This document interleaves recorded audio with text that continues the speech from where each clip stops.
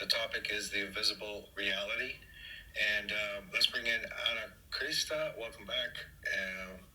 What would you like to say on this? Really nice, actually. I'm gonna begin matching the first speaker, real Yvette.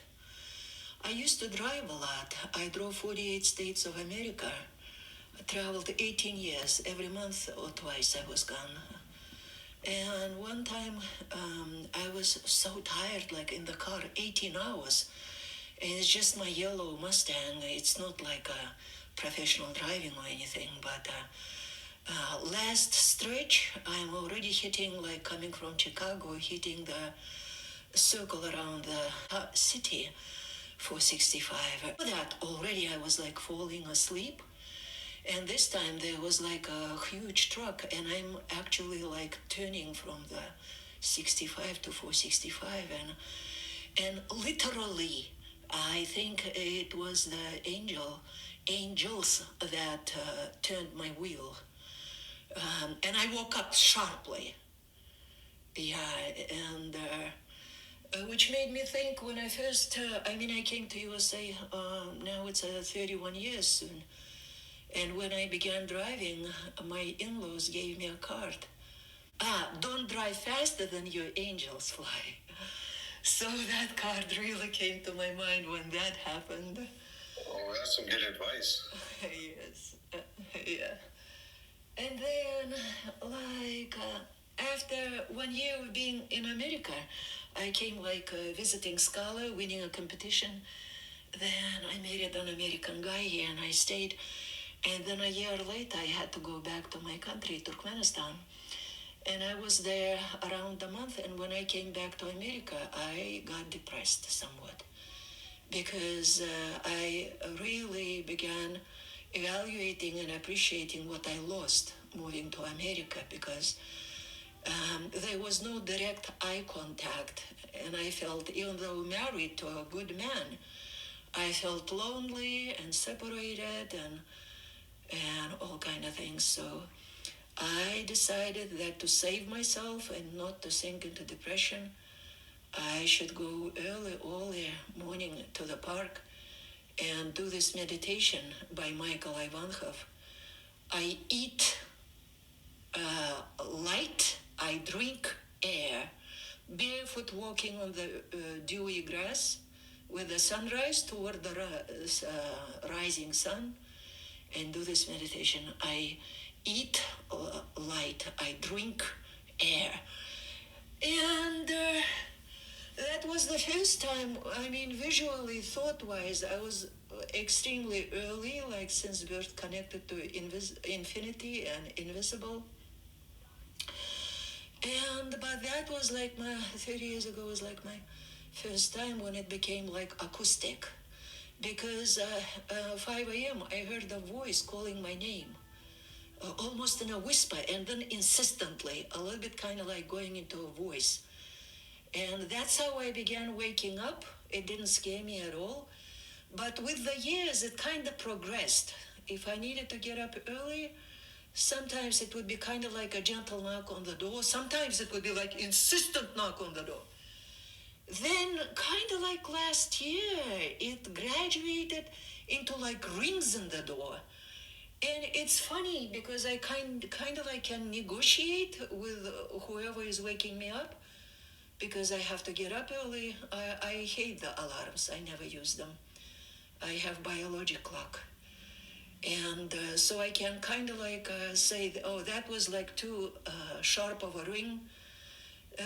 Just a couple months ago, like maybe 3 months ago, there was a, like next to my pillow, and pillow is silk, and a knock right next to my ear on the silk pillow. And that was a little disruptive. So I said, don't do that, or do it gently. So that kind of kept. If you want to develop your visual ability, you should spend some time like inhaling some beautiful visuals in. Like you should stare at them, look at them, become them, and take them like inhale them, like feel them not just in your third eye, but like in your whole width of cells inside the body. So that's how you will develop your visual brain. and then it will be a lot easier to see. Of course, like there is some work need to be done, like so we are not afraid of what you are seeing, but I think there you are ready for it, like conscious wise. Classic art, modern art, and like anyway. So my story. I think you asked, like, have you seen? I live in a totally harmonious space between present and the other worlds. I don't have to close my eyes or go into meditation to see the substances of other worlds, like the life, the beating pulse. And I had a deep, long shamanic training in the past, like with different, about 5 teachers. And a long time ago, one time when we were sitting at the sorting lodge, and the leader, Eileen Newman, she was using the red willow that she gathered in Europe, in Ireland somewhere. And so she was putting in the fire that red willow, and red willow opens your third eye. And that was my first time when the top of the sweat lodge opened up, and I flew up, and I flew really, really high in the cosmos, and I was pursuing planet where I came from.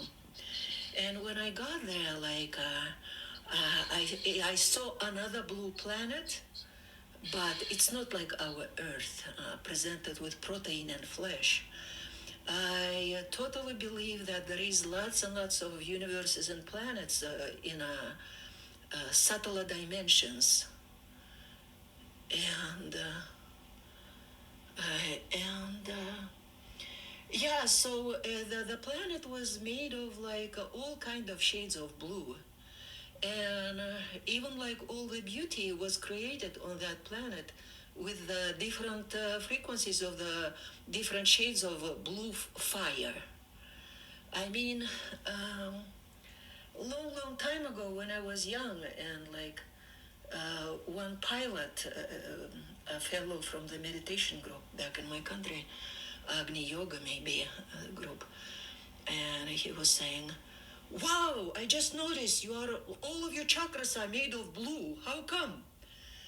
But like blue as the body of understanding, body of consciousness was like very important to me.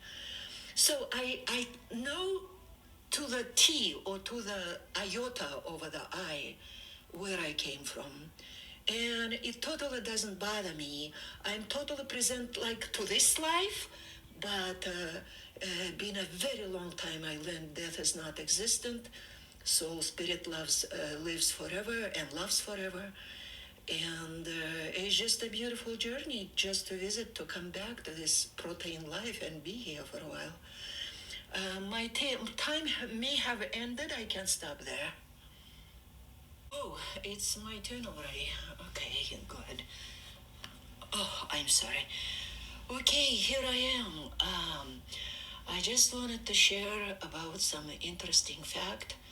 There is a psychology based on the holes we have in a human body, and it actually like puts in a perspective how the whole humanity developed.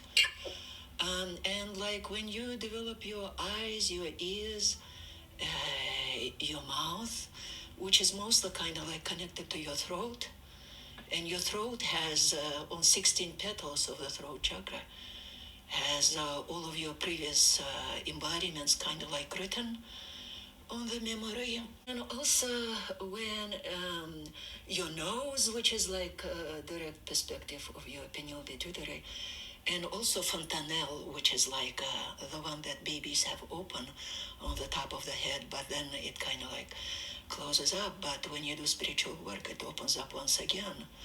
So it's not only through the nose and through the third eye, like perspective to the middle of the head, brain, but also through fontanelle. And so it all really helps like to do these spiritual practices. One time I did after taking a workshop on Akashic records and capability of like changing those records, kind of like editing Akashic records. One young lady had a dare to teach a class like that. So as a result, I did a 3 hour meditation, and I invited about like 18 ascended masters, archangels, the ones who are gone, like beautiful loved ones, and also like teachers who were gone. I had a lot of teachers. Anyway, so like it was really, Jesus Christ was at my table. It was a huge oval table, and it really took like ability to keep up with the focus and concentration of the inner mind and being in that space, yeah, and witnessing everything. But like there was a Kali as well. She gave me a kind of like ritual gift, and Jesus Christ gave me a golden rose. Years later, I changed my name, which is like right now Anna Krista Zei Rose Goyer. And Zei Rose on some language means golden rose, but on another language, I mean English, it means they rose. Yeah, and so, yeah, but like to be able to keep up with that kind of concentration and focus, and for 3 hours straight to keep witnessing and telepathically, mentally keeping asking questions and getting answers and witnessing everyone. So that, yeah, that takes some practice. That's it. Thank you very much. Yeah. Absolutely here to help us. Speaking of archangels, it's kind of like there is in psychology, there is something like with the theater, when you do kind of like theater constellation. One time, I helped one of my clients who was like in a mental anguish. I helped him taking his hands, looking directly in his eyes, and with my eyes open, inviting archangels, and like literally centimeter by centimeter describing everything, their movements, their emotions, their blessings, their healing passes over him, directly looking into his eyes. So it's like theater witnessing live in motion, and it really, really helped him. It not only prevented him from kind of like going down, but also somehow enabled him to meeting a love of his life and marrying pretty soon after that event. Thank you very much.